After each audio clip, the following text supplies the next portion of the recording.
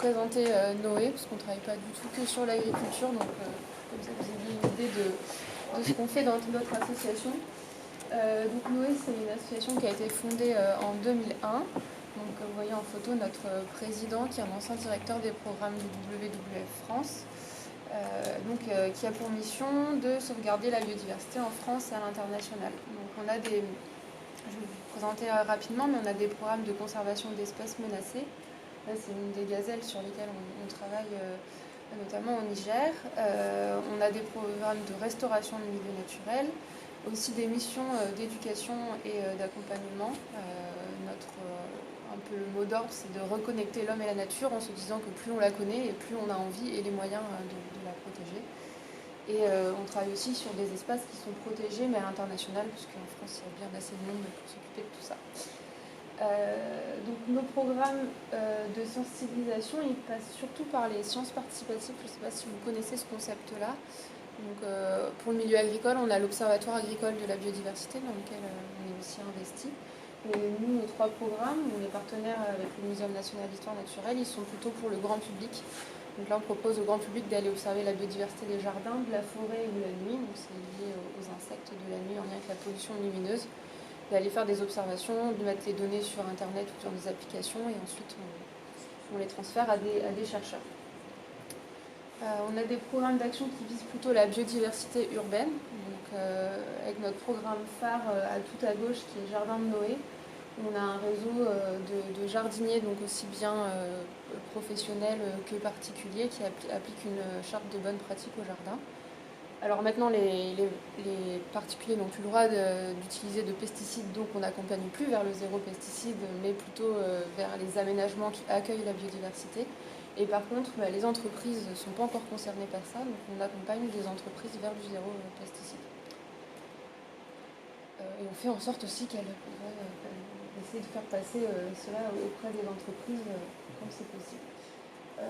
Après, pour ce qui est plutôt des milieux ouverts, donc on travaille en France sur les milieux naturels. On a un programme qui a plus de 10 ans qui s'appelle Prairie Noé, donc qui va s'intéresser à tout ce qui va être milieux qui sont plutôt favorables aux pollinisateurs sauvages. Donc c'est de là qu'est partie notre action sur l'agriculture avec les jachères mellifères, les bandes enherbées, etc. Mais on s'adresse aussi à des milieux comme le long des infrastructures routières, autoroutières, qui sont des grands axes sur lesquels aussi on peut faire des aménagements intéressants, ou dans des sites comme les aéroports ou des sites d'entraînement militaire où pareil on peut faire des efforts qui ont des grosses surfaces dans l'idée de mailler le territoire. Et donc notre programme pour les milieux agricoles, donc, qui vise à promouvoir l'agroécologie. Donc tout ça, vous en parlerez plus longuement après. Et pour vous donner un peu l'idée de où est-ce qu'on est présent à l'international, donc un projet en Guinée-Bissau avec une aire de marine, la réserve de Termite-et-Timtouma au Niger, donc c'est la plus grande réserve africaine dont on a la délégation de gestion depuis l'année dernière. Avant on était en appui à la gestion, maintenant on a vraiment la délégation. Donc là on travaille avec les communautés locales pour gérer cette réserve-là. On est aussi présent dans les Balkans où on travaille surtout sur des zones humides et dans le parc des Comores. Et grâce à ces programmes, en fait, on travaille en particulier sur des espèces vraiment particulières. En Nouvelle-Calédonie, on va travailler sur des palmiers et conifères qui sont endémiques, donc qui n'existent qu'en Nouvelle-Calédonie et qui sont menacés par les incendies et aussi du trafic de graines, par exemple. Dans les Balkans, ça va nous permettre de protéger l'espèce du pélican frisé. Au Sahara, l'adax, une espèce de gazelle, et puis bien sûr les pollinisateurs sauvages, là c'est surtout pour nos programmes. Et puis pour finir sur la présentation de Noé, voilà une idée de nos partenaires, pour vous dire un peu comment on fonctionne. Donc on a aussi en termes de financement, donc on a des financements publics qui vont être des ministères, donc de l'agriculture, de l'écologie, également de la culture, l'Agence française de la biodiversité, l'ADEME, puis au niveau international, l'Europe et l'Agence française de développement. Et après, on fonctionne aussi beaucoup avec du mécénat et des dons d'entreprises. Dons grand public, pas encore tellement actuellement, mais on commence à développer ça depuis 2 ans, mais on n'est pas très connu du grand public.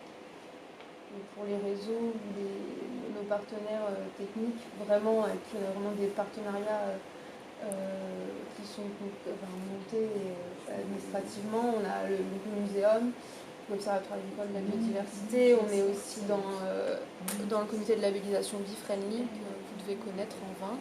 Voilà, et puis tout un réseau d'experts qu'on sollicite derrière. Voilà pour la présentation globale. Du coup, mon intervention, je vais partir globalement comme vous l'aviez dit, la biodiversité, on a plein de définitions, plein de visions plus ou moins larges, donc je vais peut-être dire des choses que vous connaissez déjà, mais comme ça vous avez notre vision et on parlera un peu du même socle, en sachant que je vais plus insister sur la biodiversité en milieu agricole.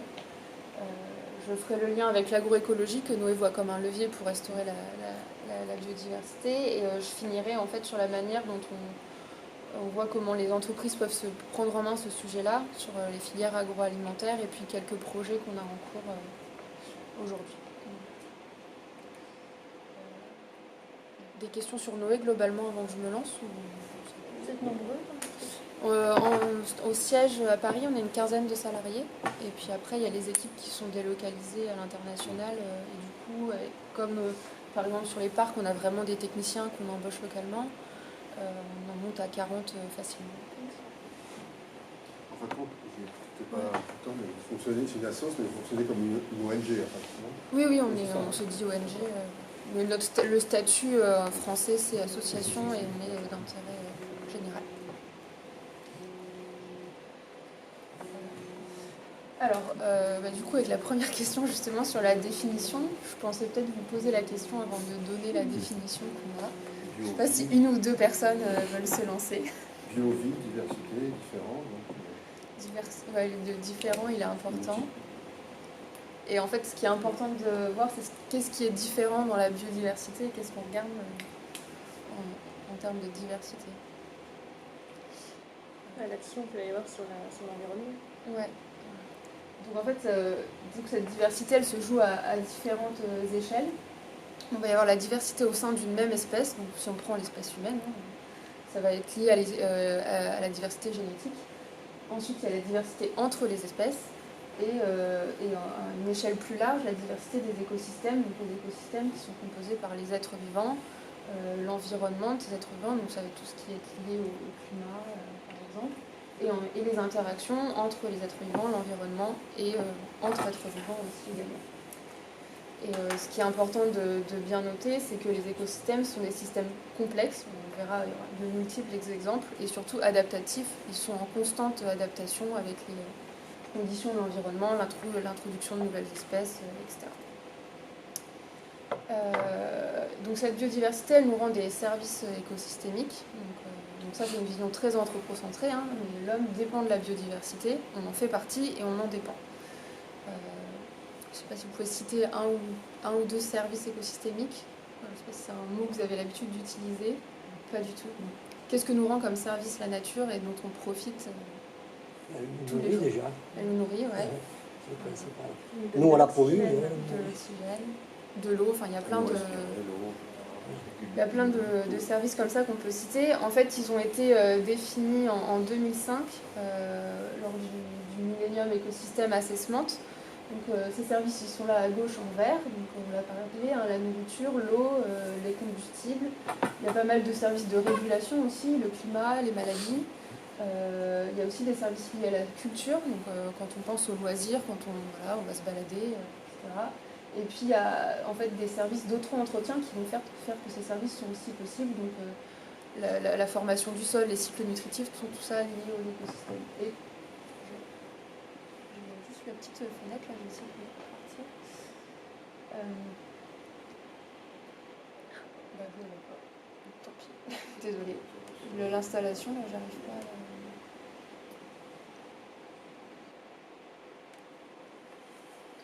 Et donc ces services nous assurent en fait le bien-être d'un autre côté. Donc, pour en citer, donc forcément la sécurité notamment alimentaire, une forme physique, la santé, etc., d'avoir un abri. Tout ce qui fait qu'on est connecté à la biodiversité. Alors, je voulais juste, avant de parler vraiment de l'agriculture, donc il y a une actualité là qui est sortie aujourd'hui. l'Observatoire national de la biodiversité, donc, qui est une montagne, qui est un observatoire géré par l'Agence française pour la biodiversité, a sorti aujourd'hui un rapport où ils font l'état des lieux des pressions sur la biodiversité en France. Donc ces pressions, peu importe où on est dans le monde, il y en a 5 principales. Surtout pour la France, ça va être les changements d'utilisation des terres, donc l'artificialisation des sols, ça que je pense que vous connaissez bien avec l'agriculture, les pollutions, donc surtout les pesticides et les plastiques. Ensuite, il va y avoir tout ce qui va être espèces invasives, donc ça concerne surtout nos territoires d'outre-mer. Le changement climatique, il fait aussi qu'il y a pas mal de changements pour les espèces. Par exemple, les oiseaux migrateurs arrivent plus tôt aujourd'hui qu'avant. Et le dernier, je ne sais plus, mais bon, il y en a 5. Et voilà. Donc si ça vous intéresse, il y a une cartographie de la France qui est sortie aujourd'hui où justement il y a ces degrés de pression qui sont figurés sur la biodiversité. Donc pour les agro-écosystèmes, c'est des écosystèmes qui sont spécifiques des milieux agricoles. On regroupe dans ces agro-écosystèmes 2 types de biodiversité, celle qui est domestique et planifiée, donc celle que l'agriculteur va gérer, entretenir, donc les cultures et aussi l'organisation du paysage, et celle qui va être associée, donc sur laquelle on a un effet indirectement, donc typiquement les espèces qui évoluent sur ces milieux-là. Donc la biodiversité, en tout cas ces écosystèmes-là, on peut les décrire à différentes échelles. Donc on va être à l'intérieur d'une parcelle, on peut avoir une diversité de cultures par exemple. Ensuite, à l'échelle plus large d'un paysage, ça va être globalement toute cette diversité entre des parcelles agricoles, des éléments du paysage comme des haies par exemple, des bordures de champs. Et puis ensuite, l'échelle, comme on dit, la diversité gamma, ça va être globalement tout ça, comment s'organise à toutes les échelles. Alors les services écosystémiques qui sont liés à l'agriculture, donc on a plusieurs types de services, ça va être les intrants en fait à l'écosystème agricole, donc la structure du sol, la disponibilité en eau, la fertilité, la gestion des bioagresseurs, donc ça on va en voir plusieurs exemples. Et ensuite, indirectement, via la biodiversité, c'est tout ce qui va être lié au revenu agricole, puisqu'on l'a dit, ça produit notre alimentation. Ça peut aussi être vecteur de stabilité dans certaines variations de l'environnement et assurer la qualité des fourrages. Et dans ces milieux agricoles, ça assure aussi d'autres services qui ne sont pas directement pour l'agriculteur, mais pour la société en général. Une eau de qualité, la régulation du climat ou des incendies dans certaines régions. Et puis encore une fois, les variables culturelles et esthétiques. Donc, pas mal de sources. Une des sources que j'utilise beaucoup, c'est celle d'une expertise scientifique collective qui a été faite en 2008 et qui vraiment refait le bilan sur, notamment le chapitre 2, sur tous les liens entre agriculture et biodiversité. Si vous voulez, il y a plus de 200 pages si ça vous intéresse. Et en fait là, ce tableau permet vraiment d'expliquer en partant de la biodiversité qu'est-ce qui fait en termes de fonctions et de propriétés qu'on a dans des écosystèmes qu'on va retrouver des services derrière pour nous. Donc, je ne vais pas tous les citer, mais par exemple la fertilité du sol, ça va être lié à tout ce qui est la dynamique de matière organique par exemple, de recyclage des éléments nutritifs. La pollinisation, c'est lié à toutes les activités de transfert et de dispersion du pollen. Et donc c'est ces choses-là sur lesquelles on peut jouer pour assurer aussi le maintien de ces services-là. Alors j'en ai pris quelques exemples.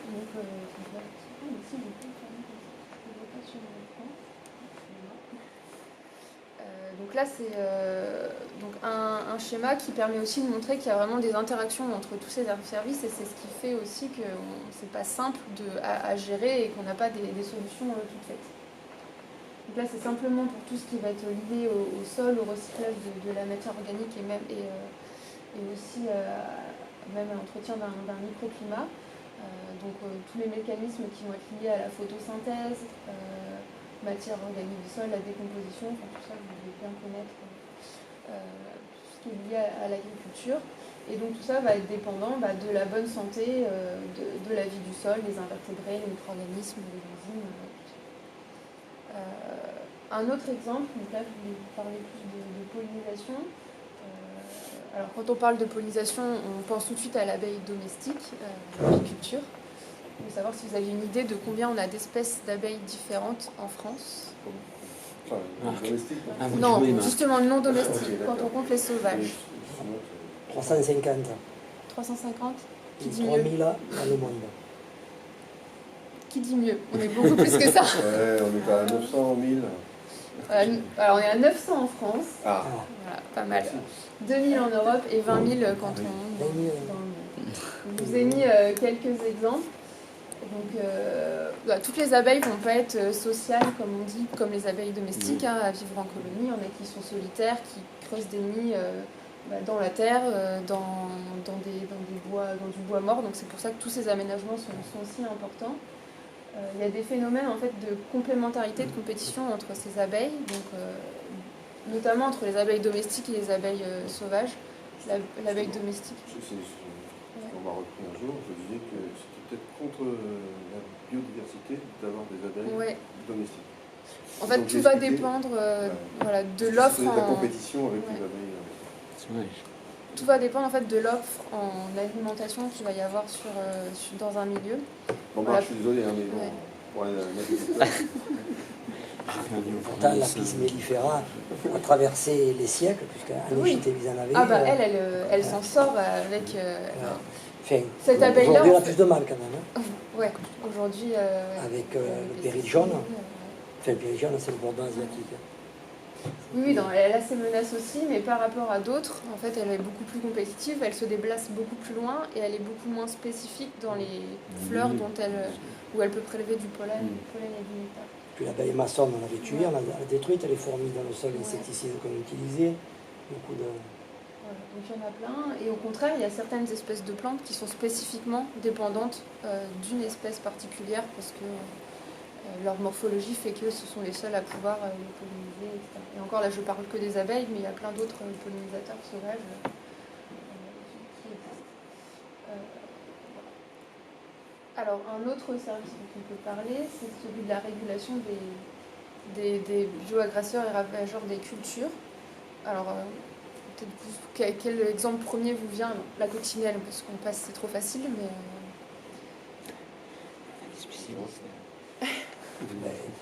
Il fait tous ces russes, des orus, je n'ai pas volé les noms.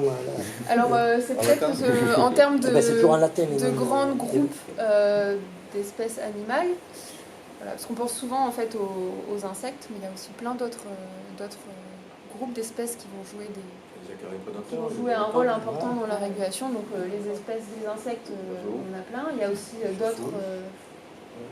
Aujourd'hui, les chrysoptes, les cirques, tout ça, on en vend énormément.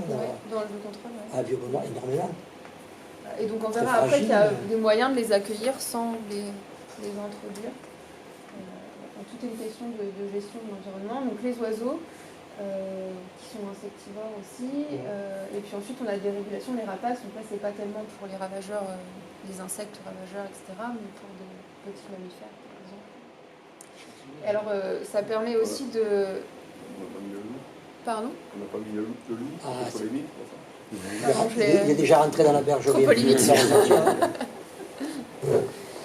Donc ça permet, parler aussi de ça, ça permet de montrer un peu la complexité des choses, c'est qu'on va avoir certains ravageurs qui peuvent être qui peuvent être prédateurs de certains auxiliaires.